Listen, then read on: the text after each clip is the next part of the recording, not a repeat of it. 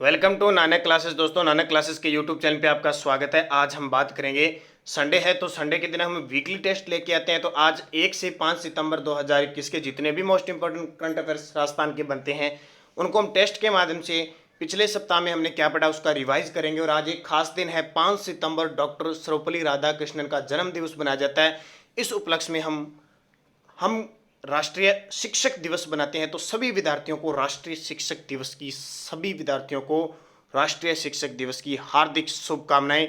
Doctor Sarvepalli Radhakrishnan जो हमारे देश के प्रथम उपराष्ट्रपति और देश के दूसरे राष्ट्रपति थे, और ऐसे राष्ट्रपति उपराष्ट्रपति जो सीधे एक टीचर से इतने बड़े पद पर पहुंचे, एक दार्शनिक थे डॉक्टर सर्वपल्ली राधाकृष्णन। उनके जन्म दिवस 5 सितंबर को हम शिक्षक दिवस के रूप में बनाते हैं।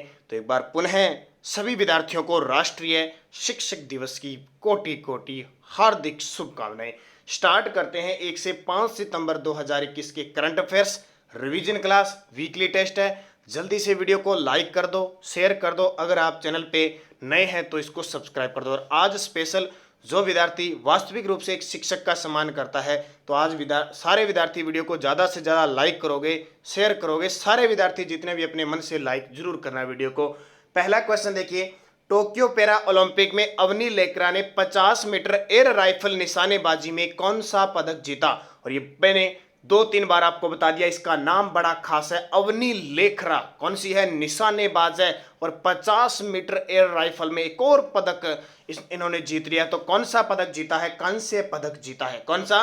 कांस्य पदक। देखो चीजें कितनी याद रखनी है। टोक्यो कहां पे है? जापान के अंदर है। वहां कौन सा गेम चल रहा है? पैरा ओलंपिक चल रहा है। जो दिव्यांग खिलाड़ी होते हैं उनके लिए चल रहा है। खिलाड़ी कौन सी? जयपुर की अवनी लेखरा। खेल कौन सा है? निशानेबाजी। और अब इन्होंने 50 मीटर एयर राइफल में कौन सा पदक जीता? कांस्य पदक। और इससे पहले इन्होंने 10 मीटर एयर राइफल में कौन सा पदक जीता था? स्वर्ण पदक जीता था।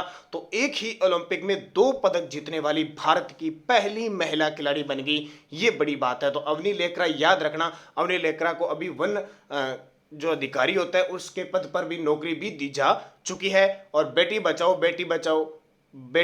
बेटी पढ़ाओ की ब्रांड एम्बेसडर भी किसको बना दिया गया है? अवनी लेखरा को राजस्थान की बना दिया गया है। तो ये बहुत खास क्वेश्चन है आपके लिए, बहुत ही और इंपॉर्टेंट है। यहां से क्वेश्चन डेफिनेटली एग्जाम में पूछा जाएगा। और सरकार ने बजट में यह भी घोषणा थी कि अगर ओलंपिक में कोई स्वर्ण पदक लेके आता है तो इसको 3 करोड़, रजत लेके आता है तो 2 करोड़, और कांस्य पदक लेके आता है तो 1 करोड़ की इनामी राशि दी जाएगी। तो इसकी हकदार बन चुकी है अवनी लेखरा। दूसरा क्वेश्चन देखिए, टोक्यो पैरा ओलंपिक में देवेंद्र झाझड़िया ने कौन सा पदक जीता? तो ये भी आपको पता है, बहुत खास। इनकी चर्चा तो मैं बार बार कर रहा हूं। और कल जैसे आपने देखा होगा, कल 4 सितंबर को एक एग्जाम हुआ था। कौन सा? कल 4 सितंबर को जो एग्जाम हुआ था आरवीएनएल का, उसमें क्वेश्चन आया था, करंट जीके का क्वेश्चन, कि जयपुर पोर्कोटे को कब यूनेस्को की विश्व धरोहर सूची में शामिल किया था? तो मैंने कितनी बार आपको बताया, 6 जुलाई 2019 को शामिल किया गया था और 5 फरवरी 2020 को उसे प्रमाण पत्र दिया गया था। ये क्वेश्चन कितनी बार बता दिया। अब जो लगातार सुबह 7 बजे वाली क्लास ले रहा है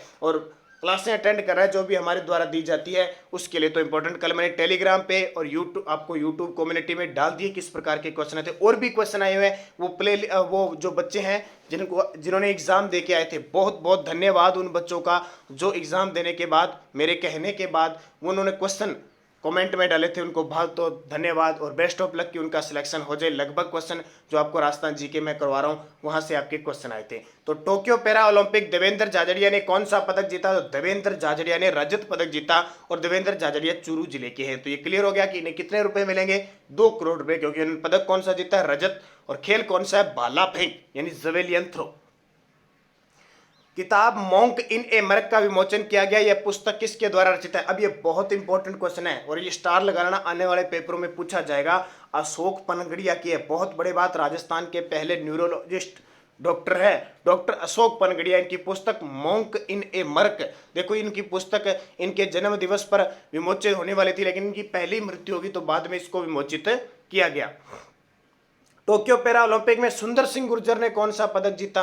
तो और सुंदर सिंह गुर्जर ने कौन सा पदक जीता? ये करौली जिले के भाला फेंक जवेलियन थ्रो लड़िया F46। तो इन्होंने कांस्य पदक जीता।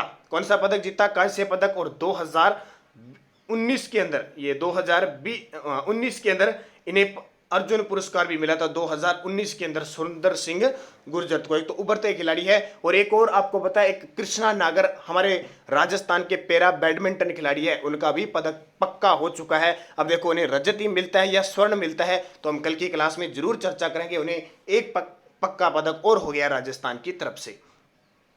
टोक्यो पैरा ओलंपिक में अवनी लेकरा ने निशानेबाजी में कौन सा पदक जीता? ध्यान रखना, ये 10 मीटर एयर राइफल में, वो है 50 मीटर एयर राइफल में। 10 मीटर एयर राइफल में तो स्वर्ण पदक जीता है और 50 मीटर एयर राइफल में कांस्य पदक जीता। ध्यान रखना, 2 पदक अवनी लेकरा लेके आई है निशानेबाजी में।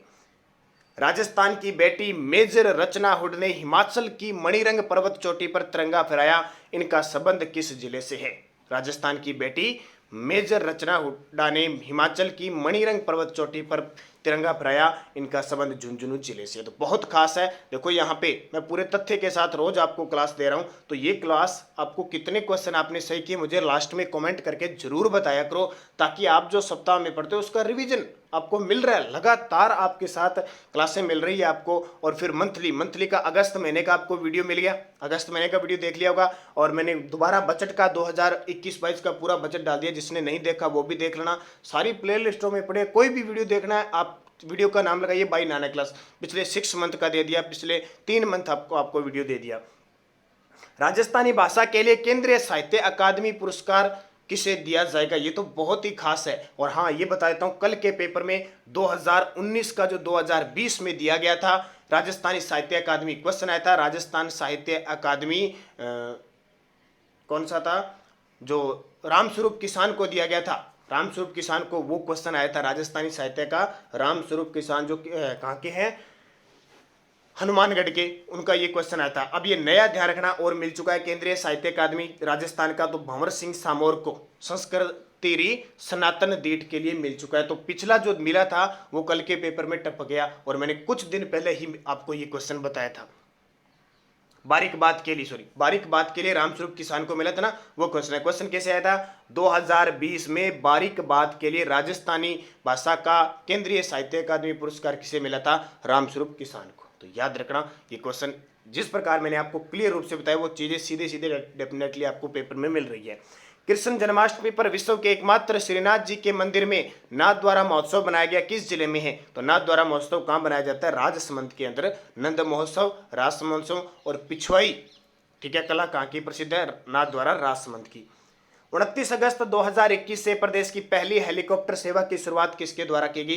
तो आपको पता है राजसमंद, कुंभलगढ़ और उदयपुर के क्षेत्र को जोड़ा गया है। सीपी जोशी जो हमारे 15वीं विधानसभा के अध्यक्ष सीपी जोशी। जो मुख्य तथ्य अलग से चीजें बताता हूँ ना, उनको ध्यान से सुना करो आप। अब जैसे मैंने बता दिया 15वीं विधानसभा के अध्यक्ष सीपी जोशी, तो इस प्रकार की चीजें आपको ध्यान में रहनी चाहिए और उनको लिख लिया करो, फिर क्वेश्चन सही होते हैं। ध्यान रखना, अकेली पीडीएफ मांगते रहते हो पीडीएफ, या अब जो पीडीएफ दे दी इसका उत्तर तो सीधा सीपी जो मैं अलग से बता रहा हूँ उसका जरूरी है। राजस्थान की खिलाड़ी मोनिका पटेल का संबंध किस खेल से है? तो राजस्थान की जो खिलाड़ी है मोनिका पटेल, उनका संबंध किसी है? क्रिकेट से। और किस जिले की है? पाली जिले की। हाल ही में राज्य को Skoch order of merit award दिया गया। हाल ही में किस राज्य को Skoch order of merit award दिया गया? तो ये राजस्थान को दिया गया। किसको? राजस्थान को। पार्लियामेंट्री मैसेंजर इन राजस्थान पुस्तक के लेखक कौन है? पार्लियामेंट्री मैसेंजर इन राजस्थान पुस्तक के लेखक कौन है? देखो, किसी भी प्रकार की पुस्तक है राजस्थान के अंदर कोई भी मौजूद हो रही है, मैं सारी लेके आ रहा हूँ, कोई भी कमी न रहे। किसी भी प्रकार का क्वेश्चन आ सकता है पेपर में। अब कल पेपर में आया कि जो जनवरी 2021 के अंदर राजस्थान सरकार ने पेट्रोल और डीजल पर कितना रिडक्शन लगाया था? 2% लगाया था। अब क्वेश्चन एग्जामिनर ऐसे डाल रहे हैं, तो हमें गहराई से पढ़ना पड़ेगा, ध्यान रखना। और गहराई से पढ़ेंगे तो ही हमारे क्वेश्चन से। कल के क्वेश्चन देखे ना आपने, मैंने टेलीग्राम वगैरह पर डाल दिए, इस प्रकार के क्वेश्चन आ रहे हैं पेपर में, ध्यान रखना, करंट के। तो इसका उत्तर हो जाएगा AK भंडारी। अब इस प्रकार से मैं ये पुस्तकें लेके आ रहा हूँ ताकि एग्जाम में आ जाए तो आपका गलत न हो। प्रदेश के राजकीय छात्रावास के विद्यार्थियों को गेस्ट फैकल्टी के माध्यम से कठिन विषयों की कोचिंग हेतु कौन सी योजना शुरू की जाएगी? यानी कठिन विषय जैसे गणित है, अंग्रेजी है, विज्ञान, इसमें कठिनता आ रही है, तो उनके लिए विद्या संबल योजना के तहत गेस्ट फैकल्टी की जो सुविधा की जा रही है। निम्न में से किसे राजस्थान का नया मुख्य खेल अधिकारी चुना गया है? निम्न में से किसे राजस्थान का नया मुख्य खेल अधिकारी चुना गया है? तो इसका उत्तर हो जाएगा वीरेंद्र पूनिया। कौन है? वीरेंद्र पूनिया। जानते हो आप कौन है? राजस्थान में बेटी बचाओ बेटी पढ़ाओ की ब्रांड एम्बेसडर किसे बनाया गया? ये बहुत खास है क्वेश्चन है और कितना चर्चित है आपको पता है। जिसमें नीरज चोपड़ा चर्चित है, उसी प्रकार अवनी लेकरा चर्चित होगी, क्योंकि 2 पदक ये जीत के आई है और इन्हें राजस्थान की बेटी बचाओ बेटी पढ़ाओ की ब्रांड एम्बेसडर अवनी लेकरा को बनाया गया है। राजस्थान का तीसरा सैनिक स्कूल किस जिले में खोला जाएगा? राजस्थान का तीसरा सैनिक स्कूल किस जिले में खोला जाएगा? तो सीधी सी बात है, पहला चित्तौड़गढ़ में है, दूसरा झुंझुनू में है और तीसरा अलवर के अंदर खोला जाएगा। मेधावी छात्रा स्कूटी योजना में आवेदन के लिए छात्रा को 10वीं व 12वीं में न्यूनतम कितने प्रतिशत अंक होने चाहिए? मेधावी छात्रा स्कूटी, और आपको पता है ये सारी योजना मिला के कालीबाई भील बालिका स्कूटी योजना कर दी है सब में। तो 10वीं और 12वीं 75% से 75 से ऊपर से होते हैं तो उन्हें यह राशि दी जाती है। हाल ही में रक्षा मंत्रालय ने किस विश्वविद्यालय के कुलपति को कुलपति विष्णु शर्मा को, प्रोफेसर विष्णु शर्मा को कर्नल पद की रैंक से नवाजा है? तो कर्नल पद की रैंक से नवाजा है प्रोफेसर विष्णु शर्मा, राजस्थान पशु चिकित्सा व पशु विज्ञान विश्वविद्यालय बीकानेर के कुलपति हैं। कालीबाई भील मेधावी छात्र स्कूटी योजना, पूरा नाम क्या हो गया? कालीबाई भील मेधावी छात्र स्कूटी योजना 2021 में किस बोर्ड की छात्राओं को भी शामिल कर लिया गया है? तो सीबीएसई बोर्ड है ना, जो केंद्रीय माध्यमिक शिक्षा बोर्ड, उनकी छात्रों को भी अब यह इस योजना के तहत स्कूटी प्रदान की जाएगी। राजीव गांधी ई कंटेंट बैंक क्या है? ये बहुत इंपॉर्टेंट क्वेश्चन है, इस प्रकार के मैंने बता दिया। इंदिरा गांधी राजीव गांधी के नाम से तो कुछ भी आए ढंग से पढ़ लेना। राजीव गांधी ई कंटेंट बैंक क्या है? सरकारी कॉलेजों द्वारा बनाए गए डिजिटल वीडियो का डाटा है। केंद्र सरकार द्वारा city knowledge and innovation cluster कार्यक्रम के तहत किस शहर को चयनित किया गया है? केंद्र सरकार ने city knowledge and innovation cluster कार्यक्रम के तहत राजस्थान के जोधपुर शहर को शामिल किया है। अगला, पर्यटकों के घूमने के लिहाज से एशिया के टॉप 10 में राजस्थान का कौन सा शहर शामिल हुआ है? एशिया के घूमने के लिहाज से एशिया के टॉप 10 में राजस्थान का जोधपुर शामिल हुआ। देखो कहीं ना कहीं जोधपुर का नाम आ रहा है और मुख्यमंत्री अशोक गहलोत का गृह जिला जोधपुर है। तो जोधपुर की बहुत सारी कहानियां हैं। तो अच्छे तरीके से आप एक काम किया करो, जो भी मैं चीज़ें बताता ना, एक रजिस्टर आपके पास लगाया, अलग अलग जिलों के नाम लिख लिया करो। जैसे जोधपुर है, जयपुर है, बीकानेर है, कोटा, तो जो भी मैं नई घटना बताता हूँ ना, वो सारी चीज़ें उसमें इंक्लूड कर लिया करो, ताकि आप जब भी बार बार रिवाइज करो तो आपके सामने वो चीज़ें आए और याद रखना। जैसे यहाँ पे जोधपुर का मेगा फूड पार्क अपने बनेगा, ठीक है, देश का दूसरा मेगा फूड पार्क, राजस्थान का दूसरा मेगा फूड पार्क बनेगा। पहला जैसे किशनगढ़ के अंदर है और तीसरा पलाना बीकानेर में बनेगा। तो अब एक जैसे मैंने चीज़ बता दी ना, उसको आप नोट कर लिया करो, बार बार नोट किया करो। ऐसे नहीं एक बार कर लिया फिर दोबारा फिर नोट किया करो, ताकि आपके जहन में रहे और एक चीज़ और उससे अलग से नई नई चीज़ें खोजने की कोशिश किया करो आप। हाल ही में मुख्यमंत्री अशोक गहलोत द्वारा कौन सी यूनिवर्सिटी में wild life research and conservation awareness centre की शुरुआत की गई है? तो जयनारायण व्यास यूनिवर्सिटी जोधपुर। कौन सी? जयनारायण व्यास यूनिवर्सिटी जोधपुर के अंदर।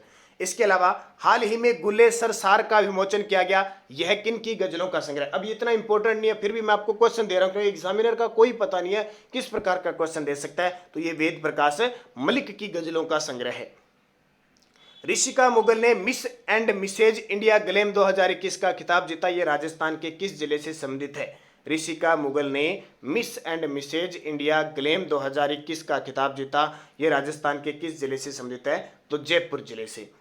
और चिकित्सा मंत्री रघु शर्मा ने राजस्थान को कब तक टीबी मुक्त घोषित करने का लक्ष्य है? और आपको पता है राजस्थान और हमारे देश में 2025 तक टीबी मुक्त की घोषणा हुई है। टीबी यानी एक संक्रामक रोग है, एक तपेदिक जिसको हम कहते हैं, क्षय रोग है, एक ध्यान रखना, टीबी रोग। देश का पहला platinum rated green railway station कौन सा बना? देश का पहला platinum rated green railway station कौन सा बना है? तो ये जोधपुर रेलवे स्टेशन बना है। तो ये दोस्तों आज के 27 क्वेश्चन, क्योंकि पिछले सप्ताह में हमने जो भी चर्चा की थी उसकी चर्चा मैंने यहाँ आपको वीकली टेस्ट, एक रिवाइज टेस्ट के माध्यम से दे दिया, ताकि आपने जो भी पढ़ा आपको पता लग गया कि हमारी तैयारी कितनी चल रही है। और लगातार अध्ययन कीजिए। मैं तो एक ही बात कहता हूँ, आप 5 से 6 घंटे रोज लगातार अध्ययन कीजिए, बढ़िया तरीके से अध्ययन कीजिए, मनन लगा के, और आपका सिलेक्शन निश्चित निश्चित तौर पे ऐसा हो नहीं सकता कि कोई विद्यार्थी मेहनत सच्चे मन से करे और उसको सरकारी नौकरी नहीं मिले, आज तक कभी नहीं हुआ। निश्चित तौर पे आपको सरकारी, आपके दिमाग में एक रहनी चाहिए, मुझे वो नौकरी लेनी है तो लेनी है। उस हिसाब से आपके पास सिलेबस होना चाहिए और सिलेबस के अकॉर्डिंग आप पढ़ोगे, आपको सफलता मिलेगी, ये मेरी गारंटी है। ये मैं ये दिल से कहता हूँ कि जो मेहनत करता है सच्चे मन से उसको सफलता मिलती है। आज तक मैंने मेरे अब क्षेत्र में या मैंने कहीं भी अब आज तक नहीं देखा कि जिसने मेहनत की है और उसको, लेकिन मेहनत आपकी सफलता, आपकी मेहनत सच्चे मन से होनी चाहिए, निष्ठा भाव से होनी चाहिए। आपके दिमाग में नेगेटिव पॉइंट नहीं आना चाहिए, आपके दिमाग में पॉजिटिव पॉइंट आना चाहिए कि हाँ मैं कर सकता हूँ और मैं करके दिखाऊंगा, फिर आप सफल होगे। तो दोस्तों ये चीज़ थी। आज फिर एक बार फिर डॉक्टर सर्वपल्ली राधाकृष्णन, हमारे देश के प्रथम उपराष्ट्रपति और देश के दूसरे राष्ट्रपति दार्शनिक डॉक्टर सर्वपल्ली राधाकृष्णन के जन्म दिवस की हार्दिक शुभकामनाएं। 5 सितंबर राष्ट्रीय दिवस की कोटि कोटि आप सभी को हार्दिक शुभकामनाएं। तो धन्यवाद दोस्तों, जय हिंद, जय भारत।